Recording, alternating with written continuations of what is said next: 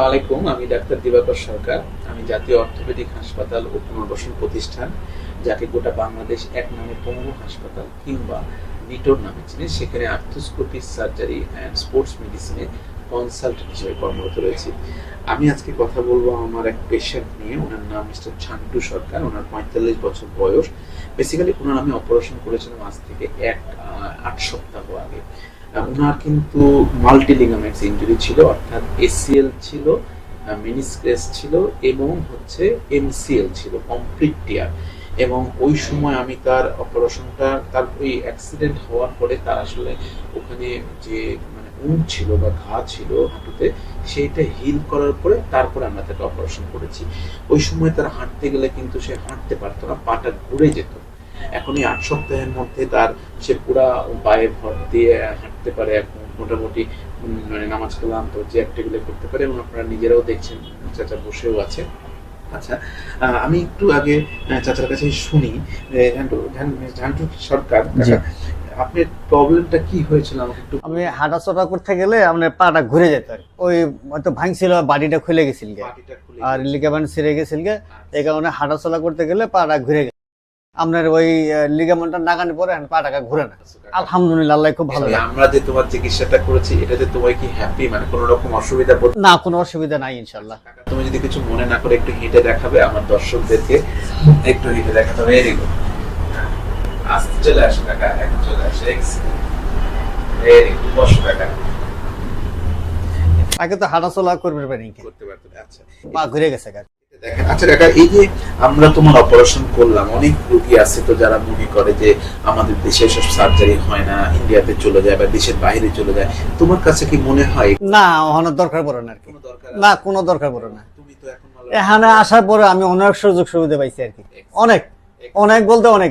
আর আপনার ব্যবহারও আমরা খুব সন্তুষ্ট আর কি। অনেক ধন্যবাদ। আসলে কাকার যেটা হয়েছিল, কাকার মাল্টি লিগামেন্টস ইনজুরি ছিল এবং কাকার কিন্তু হাঁটুর উপরের অংশটা কিন্তু ভালো ছিল না। আমি একটু আপনাদের হাঁটুটা দেখাচ্ছি। কাকা একটু হাঁটুটা দেখাবো। ওনার এখানে যেটা ছিল, এখানে কিন্তু ওনার অত্যন্ত ফাইব্রোসিস ছিল। এগুলা কিন্তু হিল হওয়ার পরে আমি কিন্তু অপারেশন করেছি। এবং কাকা একটু ভাঁজ করে, পুরোটা ভাঁজ করে দেখো তো কাকা। Excellent, excellent. ওকে, রেখে দাও। পায়ের সমস্যা নেই, চলতেছে।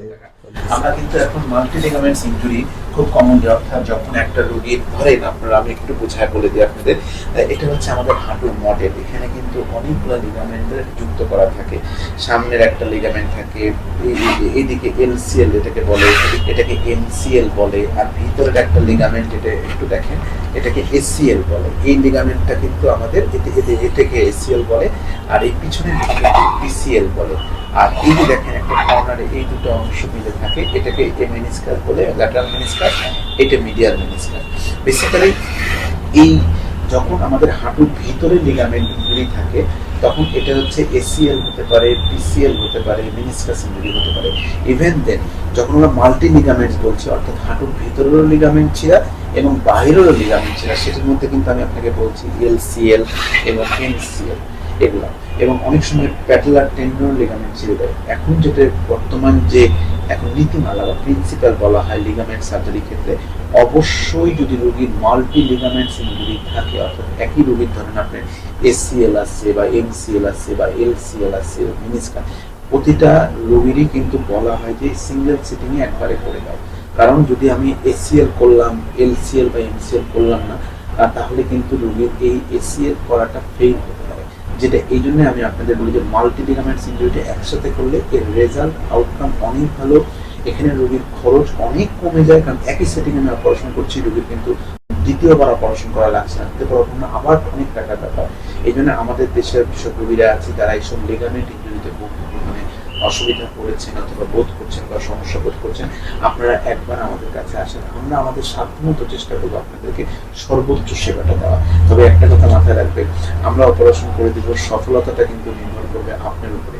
ঝান্টু কাকা কিন্তু ব্যায়াম খুব ভালো করছে, যার ফলে কিন্তু উনি সেই। আচ্ছা, তোমার বাসা কোথায়? জামালপুর ইসলামত থানা। আজকে বা জামালপুর থেকে এসছো? জি, আজকে 3টার দিকে বেরিয়েছি। 3টার দিকে। উনি কিন্তু এরকম, আমার খুব খারাপ লাগে, উনি এত দূর থেকে সারা রাত জার্নি করে আসে, দেখা আবার চলে যায়। মানে এগুলো হচ্ছে রোগীদের আমাদের প্রতি ভালোবাসা। আমরাও চেষ্টা করি রোগীদেরকে সর্বোচ্চটা দেওয়া। এবং তারা আমাদের নির্দেশ মোতাবেক ব্যায়াম খুব ভালোভাবে করছে এবং আশা করছি মাল্টি লিগামেন্টস ইনজুরি অপারেশন করার পরও ওনার এতটা সিভিয়ার থাকার পরও উনি আর 2 মাসের মধ্যে অলরেডি ফুল ফেস চলাফেরা, হাঁটা চলাফেরা এভরিথিং উনি করতে পারবেন। তাই আপনারা যারা এই জাতীয় সমস্যা বোধ করছেন তারা আমাদের উপর আস্থা রাখতে পারেন, আমরা আমাদের সর্বোচ্চ সেবাটা দেওয়ার চেষ্টা করবো আপনাদেরকে। ধন্যবাদ সবাইকে।